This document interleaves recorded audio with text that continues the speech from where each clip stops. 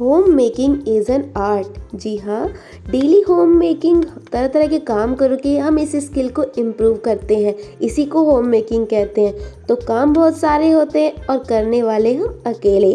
तो मैं किस तरह से अपने मॉर्निंग के काम करती हूँ, उनसे रिलेटेड मैं टिप्स बताऊँगी, और जिससे मेरे काम भी हो जाते हैं अच्छे से और अपने लिए भी टाइम मिल जाता है। क्योंकि सिर्फ हमें अपने घर को नहीं देखना, हमें अपने आप को भी देखना है। क्योंकि आपको कोई और नहीं देखेगा, आपको सिर्फ आप ही देखेंगी। तो अपने लिए भी टाइम निकालना बहुत ज़रूरी है। तो सुबह के कामों को किस तरह मैनेज किया जाए कि अपने लिए भी टाइम निकल जाए, तो उसी के लिए मैं टिप्स बताऊंगी। तो चलते हैं, वीडियो शुरू करते हैं। अगर आपने मेरा चैनल अब तक सब्सक्राइब नहीं किया तो प्लीज़ सब्सक्राइब ज़रूर कर लेना। मॉर्निंग माय यूट्यूब फैमिली, कैसे हैं आप सब? आई होप कि आप सब अच्छे होंगे। तो दिन की शुरुआत हम अगर जल्दी जग कर करें तो काम भी हमारे बहुत अच्छे से होंगे और टाइम पे भी होंगे। जल्दी जगने का मतलब ये नहीं कि आप 4 बजे 5 बजे उठ जाइए। टाइम से उठना चाहिए। टाइम से उठने का मतलब जब भी आपको पहला खाना डाइनिंग टेबल पर रखना है उसके करेक्ट 2 घंटे पहले उठना चाहिए। मुझे 7:45 बजे खाना रखना है नॉनू के लिए टेबल पर, तो उससे करेक्ट मैं 5:45 बजे उठती हूँ। तो 1-2 घंटे पहले करेक्ट, क्योंकि टाइम ज़्यादा होता है तो काम भी हम अच्छे से कर पाते हैं। हड़बड़ी में काम टाइम पे तो होगा पर अच्छा नहीं होगा। जल्दी जगने से हम थोड़ा काम के साथ साथ अपने आप को भी टाइम दे सकते हैं। थोड़ा सा योगा कर लीजिए। योगा मीन्स फ्लेक्सिबल रहने के लिए थोड़ा सा वार्म अप ही, बस उससे ज़्यादा नहीं, भले आप पे टाइम नहीं है तो। इससे क्या है, हमारे अंदर आत्मविश्वास भी बढ़ता है।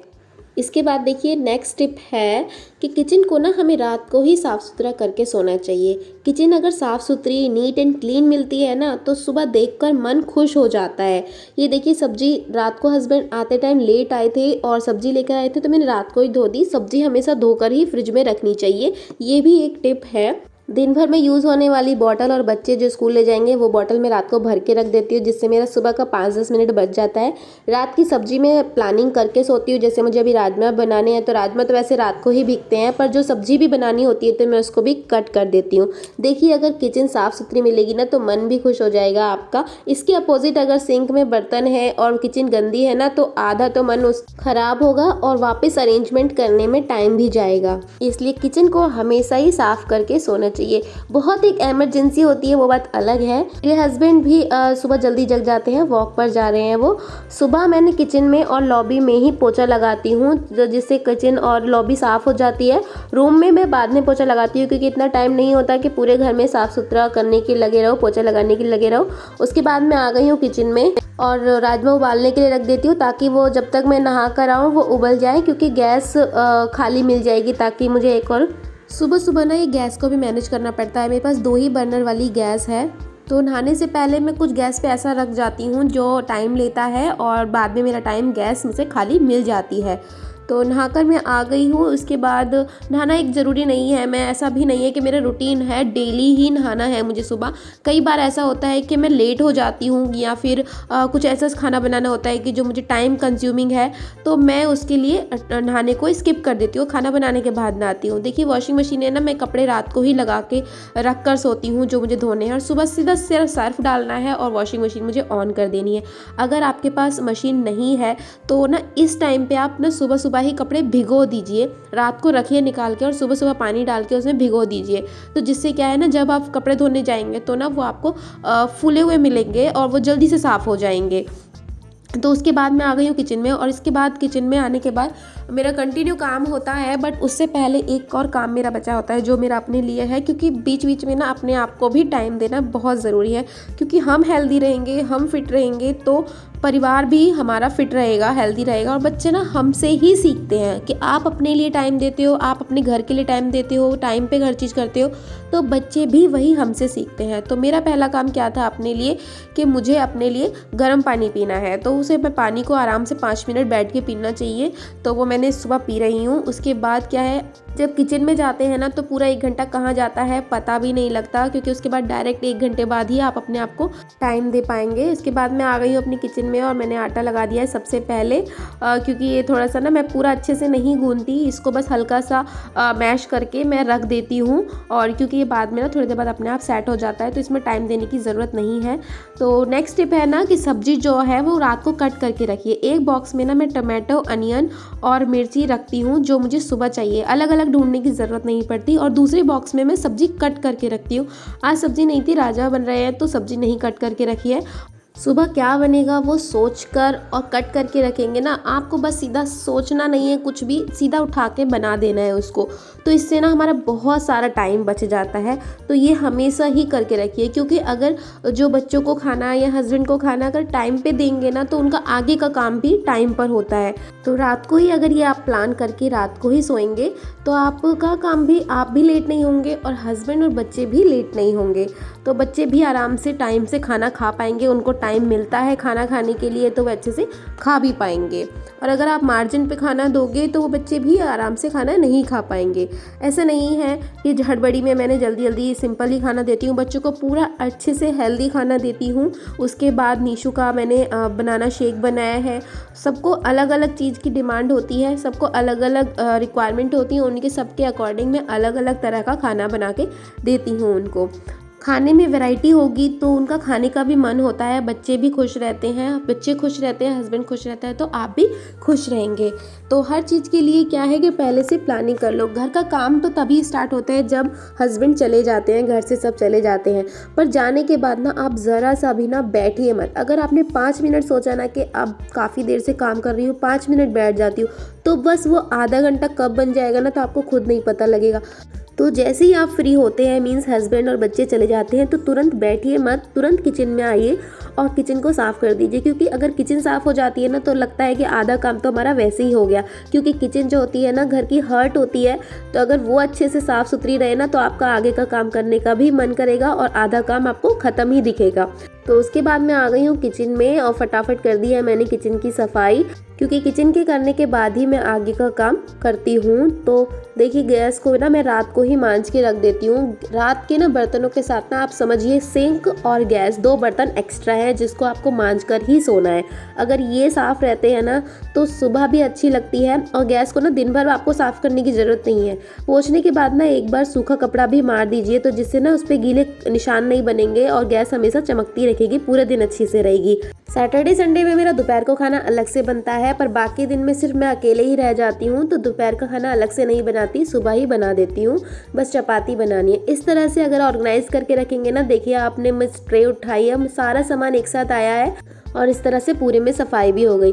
चाहे गंदा हो चाहे ना हो, पूरी किचन की स्लैब को साफ़ करना ही है, ये हमें अपनी ड्यूटी माननी चाहिए। और इस तरह से साफ़ भी रहता है, क्योंकि हमें लगता है साफ़ है और थोड़ा सा ही मार देते हैं तो गंदा रहता है, तो हमें पूरा अच्छे से साफ़ करना चाहिए। उसके बाद मैं आती हूँ, वो स्पॉन्ज ले आती हूँ पूरा। आप एक कपड़ा ले लीजिए और जहाँ जहाँ चलते जाइए, सेट करते जाइए छोटी छोटी चीज़ों को, क्योंकि बच्चे हैं जो छोटी छोटी चीज़ें इधर उधर रखते रहते हैं। कितना भी ऑर्गेनाइज करवाने की उनमें हैबिट डालो, बच्चे फिर भी थोड़ा बहुत छोड़ देते हैं, क्योंकि वो बच्चे हैं। तो मैं साथ साथ उनको चीज़ों को, छोटी छोटी चीज़ों को उनकी जगह पे रखती रहती हूँ और ऐसे ऑर्गेनाइज़र में जगह जगह रखती हूँ, जिसमें सामानों को रखती रहती हूँ और साथ साथ पोंछती जाती हूँ। इसके बाद जो आप थोड़ी विंडो वगैरह है उनको भी थोड़ा थोड़ा पोंछते जाइए। और ऐसा करने में ना यकीन मानिए सिर्फ 10 या 15 मिनट ही लगते हैं और सब चीज़ साफ़ भी हो जाती है और सब अरेंज भी हो जाती है। बस आपको क्या करना है, जगह जगह ना एक ऑर्गेनाइजर्स टाइप में रखने होते हैं। जैसे यहाँ पे मैंने एक बॉक्स रख रखा है इस तरह का, इसमें भी मैं छोटी मोटी चीज़ें डाल देती हूँ। तो इस तरह से क्या है ना, आपका घर अरेंज दिखेगा और ऑर्गेनाइज भी दिखेगा। उसके बाद मैं बाहर आ गई हूँ, देखो टेबल पे भी जो छोटी मोटी चीज़ें थी मैं उनको उठा के अपनी उनकी जगह पे रख दूंगी, क्योंकि बच्चे ना छोटा मोटा इधर उधर रखते ही रहते हैं, तो उनको हैबिट तो आएगी, बट वो धीरे धीरे आएगी, अभी छोटे बच्चे हैं। एक छोटी सी बास्केट या ऑर्गेनाइजर मैंने यहाँ भी रख रखी है, तो उसमें भी जहाँ बच्चे यहाँ लिविंग रूम में खेलते हैं, सुबह सुबह निशु जब खेलता है तो वो टॉयज़ फैला देता है, उनको भी मैं उठा के इसी में रख देती हूँ, क्योंकि वो आके वो फिर से खेलेगा तो उसको यहीं पे मिल जाएंगे। सोफ़ा मेरा रात को ही सेट रहता है, मैं रात को सेट करके सोती हूँ, तो उसमें सुबह मुझे कुछ भी करने की ज़रूरत नहीं है। पर आते हैं बेडरूम में। बेडरूम में आप ना इस तरह से बेडशीट लगाइए कि वो अगले दिन तक ना बिखरे। सबसे पहले काम होता है हमें ब्लैंकेट्स वगैरह को हटा के रखना। यहाँ पर ठंड नहीं है बट रात को बहुत ठंड हो जाती है, दिन में थोड़ी ठंड नहीं होती तो इसलिए ज़्यादा प्रॉब्लम नहीं है, पर दिन में भी फिर भी और जब सोते हैं तो हमें ब्लैंकेट लेकर सोना पड़ता है। तो मैं इस तरह से ना बच्चों के नीचे ये बिछा देती हूँ क्योंकि नीशू छोटा है तो वो रात को सुसु ना करे। वैसे मैंने पूरे बेड पे भी एक वाटरप्रूफ बेडशीट जो लगा के रखते हैं, कवर लगा के रखते हैं, वो लगा रखा है। बट उसके बाद भी मैं ऊपर से लगाती हूँ ताकि मेरी बेडशीट 4 दिन बिछाती हूँ तो 4 दिन बची रहे, रोज़ रोज़ ना बदलनी पड़े, क्योंकि इतनी बड़ी बेडशीट होती है उसको बार बार धोने की क्या ज़रूरत है। तो मैं वो छोटा वाला ही धो देती हूँ, पर रोज़ नहीं सुसु करता वो। तो बेडशीट मैं इस तरह से लगाती हूँ कि ये मेरी आज लगाई हुई बेडशीट ना कल मुझे लगाने की बिल्कुल ज़रूरत नहीं रहेगी।